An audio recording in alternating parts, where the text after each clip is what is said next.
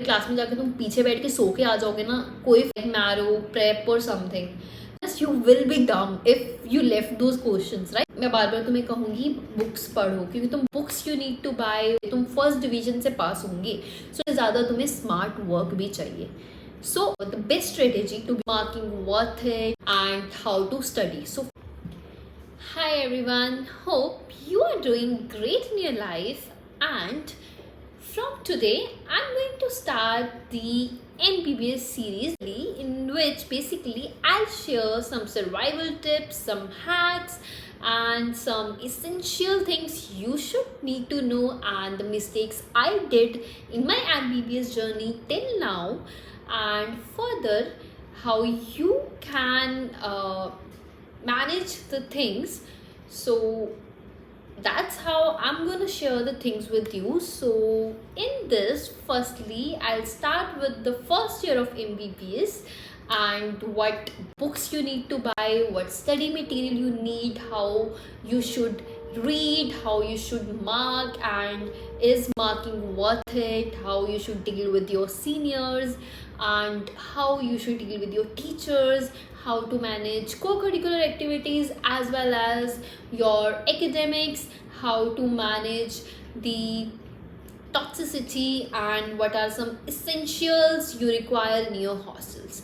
So firstly, right now even a lot of my juniors and also some juniors from other colleges also asking me about the books and how to study. So firstly I'm going to tell you what are the books you need, and to be honest there are channels, and I think जब मैंने भी first time जब सब search किया था, so there were lot of books and especially the standard textbooks which have been shown to me like कि ये है, and मेरे को भी लगा था कि yes यार मुझे भी ये सब पढ़ना चाहिए.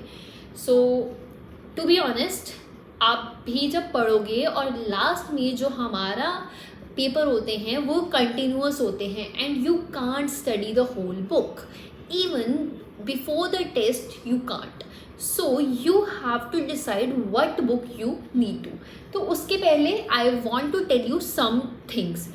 Firstly it's up to you that तुम कौन सी बुक पढ़ना चाहते हो एंड तुम्हारी क्या स्ट्रेटेजी है. Firstly understand yourself, like you are a reader, you are not a reader, you are a person जिसको वीडियो देखनी है, जिसको समझना है. यू आर अ पर्सन जिसको बस छोटे छोटे छोटे नोट्स चाहिए, टिपिकल कुछ वर्ड्स चाहिए, एंड ही और she can make a story. And there is a person who needs to read and build the concepts and all that. Firstly तुम वो समझो. Secondly the material you are studying from the first day वही तुम्हें last तक रखना है. Don't come to the peer pressure कि वो ये पढ़ रहा है, वो ये पढ़ रही है, वो ये है, so should I also go this, should I do this, और some people will come कि हाँ यार तुम ये करो, ये बहुत अच्छा है, नहीं तुम ऐसे करो, नहीं तुम वैसे करो. no, तुम्हारी जो इंस्टिंक्ट है वो भी तुम्हें बता देगी कि हाँ मुझे यही पढ़ना है, मुझे इससे ये डल रहा है. और तुम जैसे ही एक टेस्ट दे के आओगी, चाहे क्लास में तुम वो चीज़ पढ़ के जाओगी एक बुक से या कहीं से भी एक स्ट्रेटेजी लेके, तुम्हें समझ आ जाएगा कि yes this is the strategy that is helping me. So I am going to share the best strategy, to be honest, जो मुझे अभी तक बेस्ट लगी. मोस्टली यही स्ट्रेटेजी मैंने काफ़ी लोगों को भी शेयर की है एंड उनको भी बहुत हेल्प हुई है इस चीज़ से, तो मैं वही शेयर करूँगी. बिकॉज इन MBBS तुम्हें हार्ड वर्क भी चाहिए, उससे ज़्यादा तुम्हें स्मार्ट वर्क भी चाहिए. सो अगर तुम स्मार्ट वर्क करोगे तुम पास भी होगे, पास तो होगे ही होगे, और अच्छे नंबर से पास होगे, तुम फर्स्ट डिवीजन से पास होंगे. So I am gonna tell you not only passing marks but also at least कि तुम्हारे फर्स्ट डिवीजन में तो मार्क्स आए. So to be honest, firstly तो तुम्हें वही बुक लास्ट तक रखनी है एंड उसी को ही रिविजन करना है बार बार बार, और उसके साथ तुम्हें या फिर उसके साथ उसी बुक पे ऐड इन करते जाओ चीज़ें, या फिर तुम क्या करोगे कि एक अपनी नोटबुक लो और उस पर और चीज़ें ऐड ऑन करते जाओ, और वही तुम्हें लास्ट तक रखना है. राइट, ठीक है. अब फर्स्टली बात करते हैं बुक्स की. So firstly I'll talk about the subject which is the most toughest one, and then I'll go the easier one. So the most toughest and जो subject सबको तंग करता है वो है anatomy, क्योंकि एनाटॉमी बहुत वास्ट है, बहुत वॉलेटाइल है एंड उसमें बहुत कुछ है. It's contain a lot of things and you need a revision again and again and again, तभी तुम उनको रिवाइज कर पाओगे. There are lot of diagrams, there are lot of things. Firstly books. So standard text book Gray's anatomy, but I am not recommend to you. अगर तुम्हें फिर भी पढ़नी है, तुम आईपैड लैपटॉप सबके पास होगा, तुम उसमें डाउनलोड कर सकते हो, बट ग्रेज एनाटॉमी बिल्कुल नहीं, बिल्कुल नहीं. मैं 1% भी रिकमेंड नहीं करूँगी, बिकॉज वो बुक बहुत वेस्ट है. वो पीजी लेवल की है. तुम्हें पीजी नहीं करनी ना एनाट में. अभी तुम्हारा गोल क्या है कि तुम्हें पास होना है, वो भी अच्छे मार्क्स से. इतना तुम्हें पढ़ना है कि तुम्हारे कॉन्सेप्ट बिल्ड हो जाए, ताकि तुम कल को अगर पीजी के लिए पढ़ो तो तुम्हारे पास कंसेप्ट हो. सेकेंडली सर्जरी, जब तुम क्लिनिक्स जाओगे सेकेंड ईयर में और तुम्हारा सर्जरी आएगा, तुम्हारा ऑर्थो आएगा, उन सब में तुम्हारी एनाट आएगी. तो तुम्हें उतना बेसिक बनाना है. ईएनटी में एनाट आएगी, तुम्हारी ऑप्था में एनाट आएगी, नर्व्स एंड ऑल दैट. तुम्हें वो बेस बनाना है. तो वो बेस बनाने के लिए तुम क्या करो कि थोड़ा पढ़ो, पर उसको बार बार पढ़ो, इतने अच्छे से पढ़ो कि तुम्हें ऐसे याद आ जाए. राइट. सो फर्स्टली वही तुम लो. उसके बाद अब जो the best book for the anatomy is BD Chaurasia. तो BD चौरसिया की तुम्हें 4 जो वॉल्यूम्स आती है वो लेनी है, and it is one of the best text books. एक टू बी ऑनेस्ट मैंने अभी तक संभाल के रखी हुई है वो वाली बुक, एंड तुम उसमें पढ़ो. अब वो भी बहुत सारी है, एग्जाम से पहले तुम वो भी नहीं रिवाइज कर पाओगे. तो तुम्हें क्या करना है, सबसे पहले तुम्हें अपने आप को देखना है कि मुझे पढ़ना कैसे है. Study how to study basically एक स्ट्रैटेजी और ट्रिक होती है. तो सबसे पहले पेपर को एनालाइज करो. प्रीवियस ईयर पेपर्स तुम्हें तुम्हारे सीनियर से मिल जाएंगे. प्रीवियस ईयर जो यूनिवर्सिटी पेपर देखो कि ओके ये this one is important, this one is important, this one, and question बनते कैसे हैं, एंड देन अपने दिमाग में देखो कि उनको लिखना कैसे है. राइट. सेकेंडली मार्किंग्स अगर तुम सोचो कि नहीं यार मैं तो सब पढ़ूंगा, ऑब्वियसली तुम पढ़ो, स्टार्टिंग में सब पढ़ो, पर लास्ट में तुम्हें वो मार्किंग्स बहुत काम आएगी, क्योंकि दोज आर द क्वेश्चंस जो 80% पेपर है वो उन्हीं से बनेगा, और वो वही बार बार रिपीट होते हैं. So to be honest you will be dumb if you left those questions. Right. So if you want कि तुम्हारी डिस्टिंक्शन आए तो तुम्हें वो क्वेश्चन बार करने हैं, specially the important ones. And 20% होता है जो 1-2 क्वेश्चन ऊपर नीचे होता है. राइट.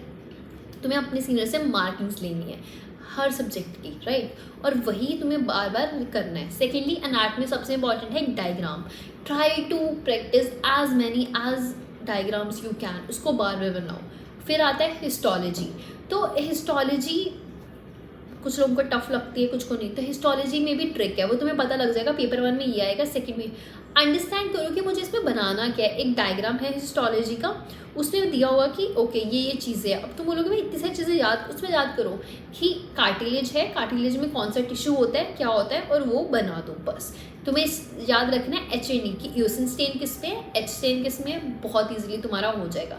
उसके लिए बुक लेनी होती है IB बीरसेन, जो हिस्टोलॉजी की बुक है, तुम्हें वो लेनी है. ओके. उसके बाद न्यूरोनैट. आई डोंट नो लोग क्यों उसको टफ बोलते हैं, बट टू बी ऑनेस्ट न्यूरोनैट ऐसी बुक है तुम 4 घंटे में ख़त्म कर सकते हैं न्यूरोनैट, और इतनी अच्छी और इतनी इंटरेस्टिंग है. तो उसके लिए जो हमारे कॉलेज में और जो स्टैंडर्ड मतलब बुक है वो वही ग्रेज एनाटॉमी आ जाती है, बट जो बहुत अच्छी बुक जिससे तुम्हें पढ़ना है वो है विश्राम सिंह. तो तुम उससे पढ़ोगे तो तुम्हें बहुत अच्छे से सारे कंसेप्ट सब बहुत कॉन्साइज में दिया हुआ है और सब समझ आए. उसमें भी कुछ क्वेश्चंस वही हैं कि न्यूरल वेसल्स क्या होता है, फोर्थ वेंट्रिकल क्या है, तो वही इंपॉर्टेंट क्वेश्चंस है, वो तुम बार बार रिपीट करोगे तो तुम्हारा एनाटॉमी बहुत ईजिली और बहुत अच्छे से हो जाएगा. तो तुम्हें ये करना है कि लॉन्ग टर्म, ये शॉर्ट टर्म, ये ऐसे है, ये न्यूमरेट्स आएंगे, ये सब उनको बार बार. और एक कॉपी लो. पेपर से पहले तुम्हें क्या करना है, कॉपी लो, वो सारे अगर क्वेश्चन तुम्हें लिख लेने हैं और डायग्राम्स एक जगह पे सब बना लेने हैं, सारे pre profs in each and every paper तुम्हें उसको सॉल्व कर लेना है. And at least 3 to 4 years paper solve करके जाओ.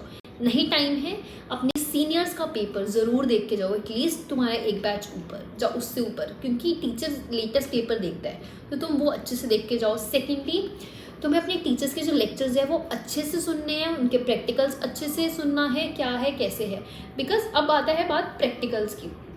तो एनाट का जो प्रैक्टिकल होता है इट्स लाइक तुम हर स्टेशन पे जाते हो, 6 to 7 स्टेशन होते हैं, 6 to 7 वाइवास एक दिन में होते हैं, 6 to 7 वाइवास एक दिन में होते हैं, और बहुत कुछ होता है। बोन्स 206 बोन्स एक दिन में पढ़ने, उनकी मसल्स, उनकी अटैचमेंट्स, उनका लाइक लिटरली आई रिमेंबर जब मैंने फर्स्ट टाइम एनएट का वाइवा दिया था, I was like I am done with it, ये नहीं मेरे से होने वाला, क्योंकि मसल्स बोन्स तुम करोगे तुम भूल जाओगे कहाँ पे क्या बोन्स हैं, क्या अटैचमेंट है, उसको कैसे पकड़ना है, उसकी क्या इंटीरियर पोस्टीरियर क्या व्यू है।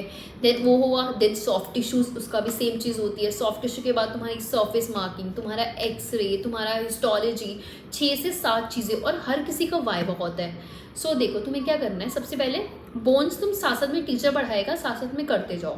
अटैचमेंट्स, अब बात आती है ऑर्गन्स। ऑर्गन्स से तुम बुक में भी पढ़ोगे तो क्लास में भी है वो। और सेकेंडली उसके लिए जो बेस्ट यूट्यूब का अगर तुम्हें देखनी है तो वो है जोहरी। उसमें तुम्हें बहुत अच्छी वीडियोस एंड अटैचमेंट्स मिल जाएंगे, पर उसमें कुछ कुछ चीज़ें नहीं है, वो तुम्हें बुक में देखनी पड़ेगी, राइट। और उसमें भी तुम्हें पता लग जाएगा कि तुम्हारा टीचर सबसे इंपॉर्टेंट क्या पूछता है, कि ये पूछता है उसका ये बोन है। और कुछ ऐसा होता है कि तुम्हें कुछ भी ना आए ना, तो टीचर लास्ट में बोलते हैं क्लेविकल, चाहे ये बोन, चाहे ये है, तो ऐसे तुम्हें आइडिया लग जाएगा। तो वो चीज़ तुम ध्यान में रखो। देन सेकेंडली फिर तुम्हारा आ जाता है सॉफ्ट टिश्यू। तो सॉफ्ट टिश्यू में तुम्हें सबसे पहले बेसिक्स एनाटॉमिकल पोजीशन में तुम्हें उसको पकड़ना आना चाहिए। तुम पकड़ लोगे, 1-2 अटैचमेंट बता दोगे, इतने में तुम पास हो जाओगे। उसके आगे तुम्हें टीचर 1-2 चीज़ें रिलेशंस पूछ लेंगे, तुम वो बता दोगे, हो गए तुम्हारे 60-70 प्लस मार्क्स बहुत ईजिली, राइट। देन उसके बाद हिस्टोलॉजी। तो हिस्टोलॉजी में तुम्हें बेसिकली डायग्राम बनाना होता है, और उसके बेसिस पे वाइवा और आइडेंटिफिकेशन। अब आइडेंटिफिकेशन पे वही है कि तुम्हें पता होना चाहिए क्या है, वो तुम्हें लास्ट तक पता लग जाएगा। नहीं पता है तो जो वो चीटिंग वाले ट्रिक्स बनाएंगे वो मत करना, वो नहीं हो पाएंगी। तुम एक कोई चीज़ ऐसे वो बताओ कि उसका आइडेंटिफिकेशन फीचर रख लो कि ये है तो मतलब यही होगा। अगर कुछ फैट ग्लोब्यूल्स दिख रहे हैं, लिवर है। अगर कुछ ट्यूब्यूल्स दिख रही हैं तो किडनी है।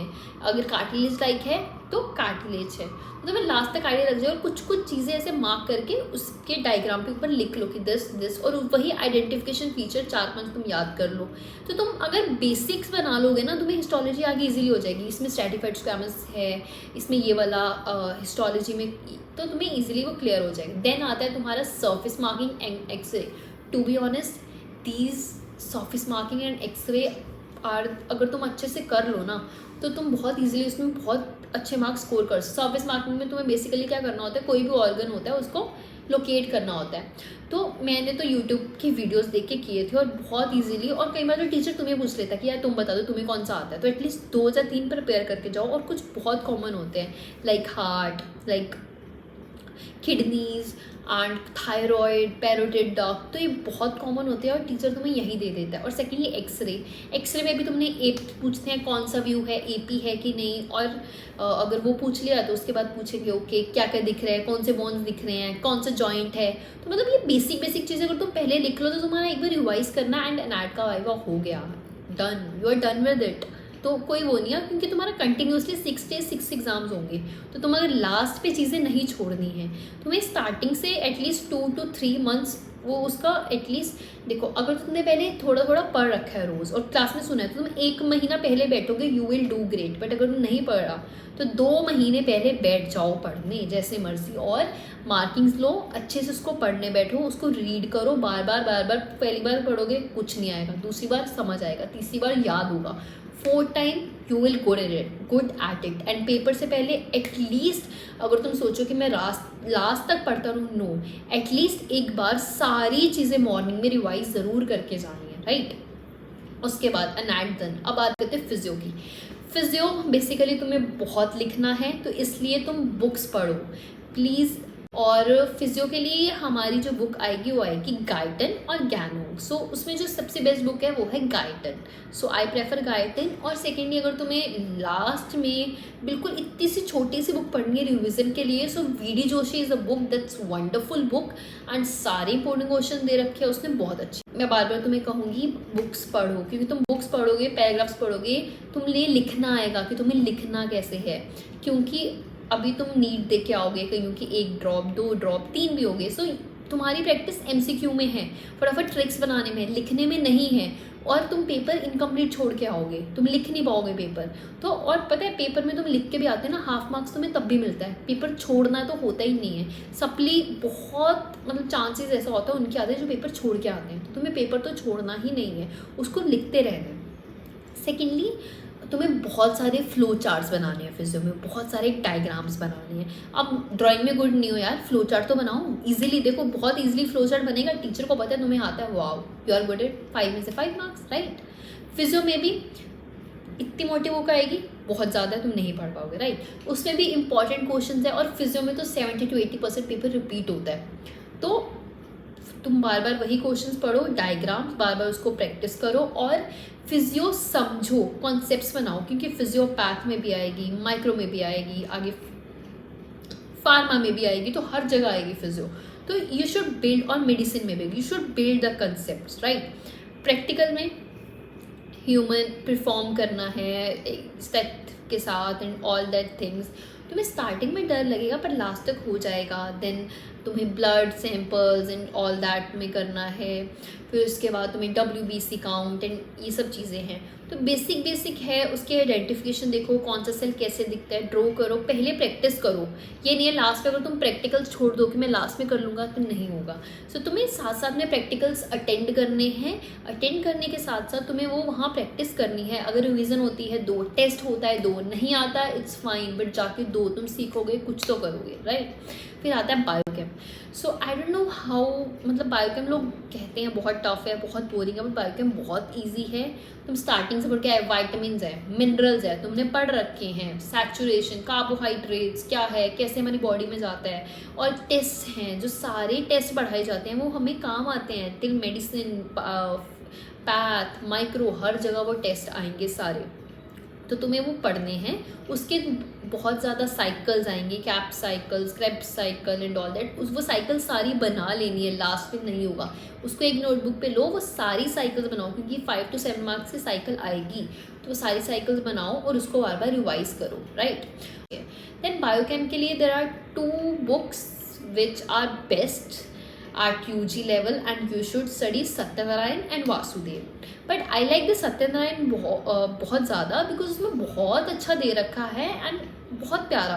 वासुदेवन में कुछ कुछ चीज़ें लाइक हाफ-जेडली दे रखी है, and I don't like Vasudevan personally, but Satyanarayan is a book जो मैंने पढ़ी है और बहुत अच्छी लगी मुझे, ओके। एंड देन बायोकेम की टॉकिंग अबाउट प्रैक्टिकल में तुम्हें टेस्ट परफॉर्म करने हैं, क्लेरोमेट्री एंड ऑल दैट स्टफ है, तो बहुत बायोकेम का प्रैक्टिकल बहुत चिल होता है, बहुत इंटरेस्टिंग होता है। गैसेस, अमोनिया, तुम्हारे यूरिन एनालिसिस होता है, तुम्हारा रिंग बनती है, कीटोन बॉडीज मिलती है, diabetes, one of the most favourite question diabetes है, तुम्हें कैसे पता लगेगा, EDA क्राइटेरिया क्या है, जो बहुत काम आने वाला है। तो तुम अच्छे से कंसेप्ट बनाओ, पहले से पढ़ो, प्रैक्टिकल परफॉर्म करो बार बार, सब हो जाएगा, right. So these are the things. Secondly practical हो गया, मार्क्स हो गए, 50% इंटरनल तो हो गए, अब तुम्हें चाहिए 50% अटेंडेंस। अगर तुम्हारी अटेंडेंस 75% से कम हुई तो हो जाएगी दिक्कत। तो कभी भी कोई क्लास ट्राई करो, मिस मत करो, और सेकेंडली कि कोई भी तुम टेस्ट मिस मत करो, right. So let's talk what other things you need. Firstly, stethoscope. Basically, I don't think so आपको first year में need है, but if you got a gift or you want to buy, obviously you can, but Lekman and all इतनी expensive मत buy करो. You can buy any simple one, और नहीं तो first year में physio lab में provided होता है, ताकि आप पहले सीखें कि कैसे use करते हैं, कैसे उसको handle करते हैं. Secondly comes tuning forks. If you want to buy, you can, but again, it is provided in the physio lab. Then comes the dissection kit. So that section kit is something you should buy, or you can ask for your seniors. So it should have blades and all that things. Then come gloves. So gloves is something you should must buy a box of gloves, because you will need it daily for the dissection and you will perform dissections. So these are the things that you need. Otherwise बाकी किसी चीज की जरूरत नहीं है, सिर्फ यही चीजें हैं जो बहुत इंसेंशियल्स हैं। बाकी यू शुड सी, एंड उस हिसाब से आपके कॉलेज में क्या क्या चीजों की जरूरत है आप देख सकते हैं। तो these are the things, and next let's talk about the one of the most important question कि we should take any app like Marrow, Prep or something. So और the offline coaching also like DAMS and all that things. So personally यार I feel you should study because first year में और even the second year I don't think so there is need.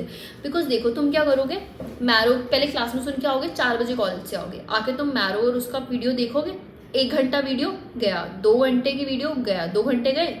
अब तुम उसको वही crisp पढ़ के जाओगे, इतना वो क्रिस्प पेपर में लिखोगे, नहीं लिख सकते तुम क्रिस्प. और उसमें तुम्हें क्या, तुम सही भी लिख के आओगे, तुम्हें 3 नंबर मिलेंगे 5 में से, और तुम्हारा कॉन्सेप्ट बिल्ड नहीं होगा, वो सिर्फ टू द पॉइंट होगा, तुम नहीं लिख पाओगे. और तुम्हें अभी कंसेप्ट बिल्ड करने हैं.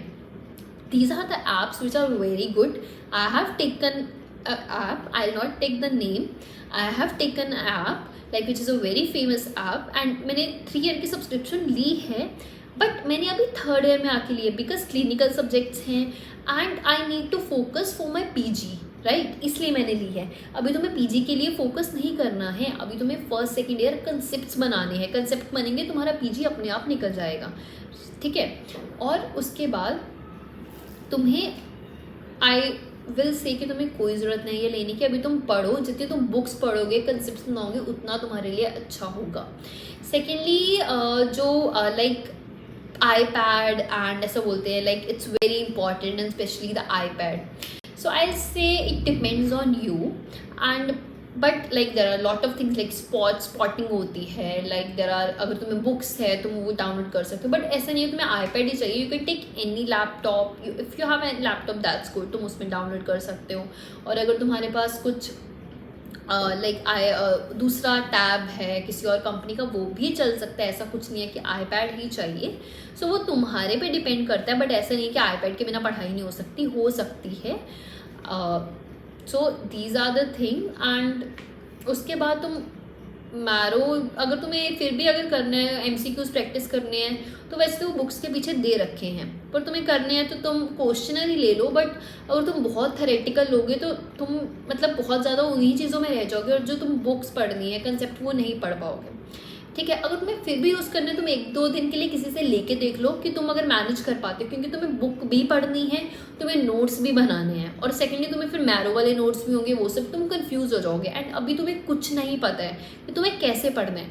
फर्स्टली आई विल से this was my strategy which I followed, which the books I followed.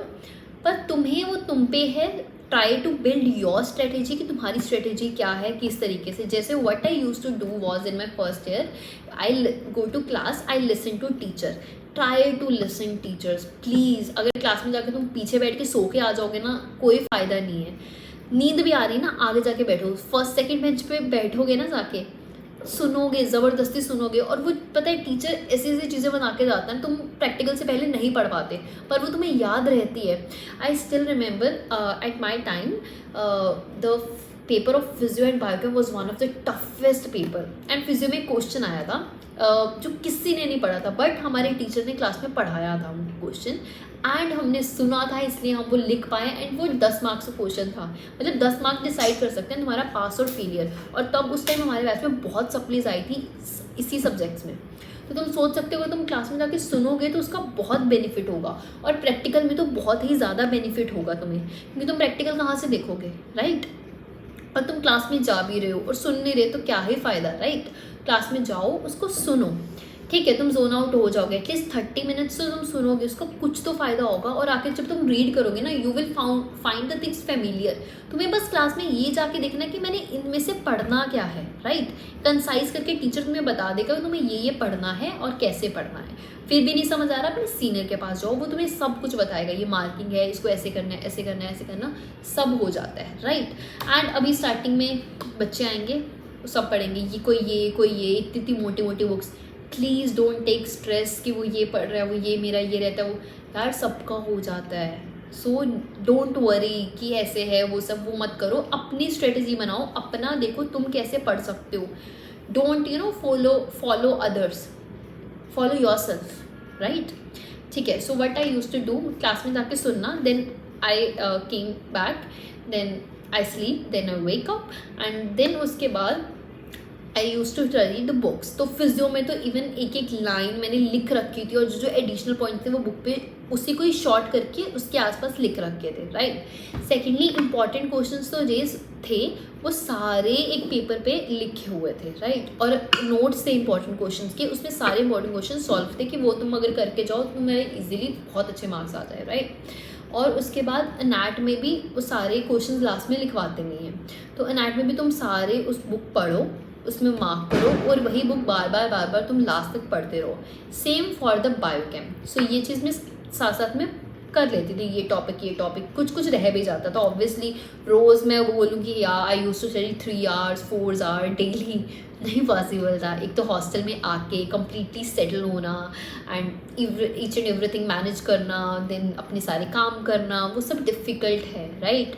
सो नहीं था। बट हाँ आई यूज़ टू कि एक टॉपिक पढ़ लूँ, कुछ तो हल्का सा लाइक ऐसे तुम लेके बैठो, तुम्हारा दिल भी नहीं कर, एटलीस्ट 5-10 मिनट लेके बुक बैठ जाओ जस्ट, तो तुम्हारा खुद दिल करेगा कुछ ना कुछ देख लूँ, जस्ट पेजेस टर्न कर लो, तुम कुछ ना कुछ पढ़ लोगे उसमें से, राइट। बैठो, तो तुम्हारा ये चीज़ हो गई।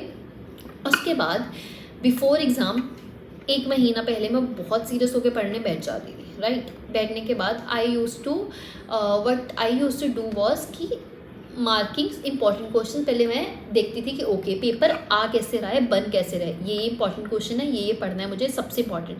सबसे पहले I use to do long question, 10-20 marks, क्योंकि लॉन्ग क्वेश्चन में भी आएगा, शॉर्ट में भी आएगा, तो आएगा ही आएगा, हो गया। सेकेंडली, फिर थर्डली, फिर फोर्थली, और फिर बाद में सब कुछ जो मैंने पढ़ रखा है पहले, ये हो गया। तो रात तक मैं ये कर लेती थी, ओके। सुबह मेरा पेपर है, देन मेरा 70% सिलेबस खत्म हो जाता है, then I go to sleep, then I wake up, then उसके बाद मैं एक बार एटलीस्ट सारा रिवाइज करके जाती। बिकॉज अगर आप सोचो पढ़ते रहो लास्ट में रिवाइज में पेपर में कुछ याद नहीं आएगा, सब कुछ वो ब्लर हो जाएगा लिटरली। तो आपको एक बार सारा चीज़ें रिवाइज ज़रूर करके जानी है। So that's my tip for you guys to survive MBBS and do good in MBBS.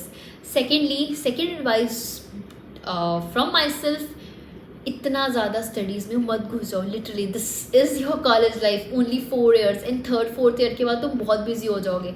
1st-2nd year is a year in which you can explore yourself, participate, talk with seniors, उनके साथ bonding बनाओ, अपने friends, अपने batchmates के साथ bonding बनाओ and balance करो चीज़ें। अगर तुम्हें डांस करना अच्छा लगता है, dance society, fashion society, music, drama, सब करो, like each and everything. But जब पढ़ना है तब पढ़ना है। You should know when to say no to the things. जब पढ़ना है तब पढ़ना, ये नहीं है कि तब मस्ती करते रहो, ठीक है। तो तुम्हें ये सब चीज़ें इस तरीके से मैनेज करनी है। सेकेंडली, उसके साथ तुम और एक्टिविटीज़ भी कर सकते हो। तुम्हें फेस्ट में जाओ, वहाँ पे पार्टिसिपेट करो, रिसर्च करनी है रिसर्च करो जितना, यार it's a ocean, it depends on you कि तुम कितना इसके डीप जाना चाहते हो। बिकॉज जितना तुम एक्सप्लोर करोगे, जितना तुम बिकॉज MBBS ऐसा नहीं है कि सिर्फ थ्योरेटिकल है, जितना तुम प्रैक्टिकल लाइफ समझोगे, लोगों को समझोगे, आसपास एक्सप्लोर करोगे, अपनी पर्सनालिटी डेवलप करोगे। बिकॉज तुम्हें अपनी पर्सनालिटी भी डेवलप करनी है इस कोर्स में आके, क्योंकि लोगों को समझोगे, आसपास एक्सप्लोर करोगे, अपनी पर्सनालिटी डेवलप करोगे।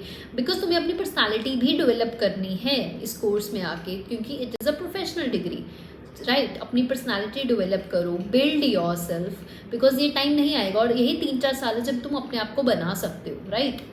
एंड अपने ऊपर वर्क करो। There are many things you should do and अपनी वीकनेस देखो, अपने स्ट्रॉन्ग पॉइंट्स देखो, protect yourself from the people. So these are the things I will say, this all will help you. That's all. Take care.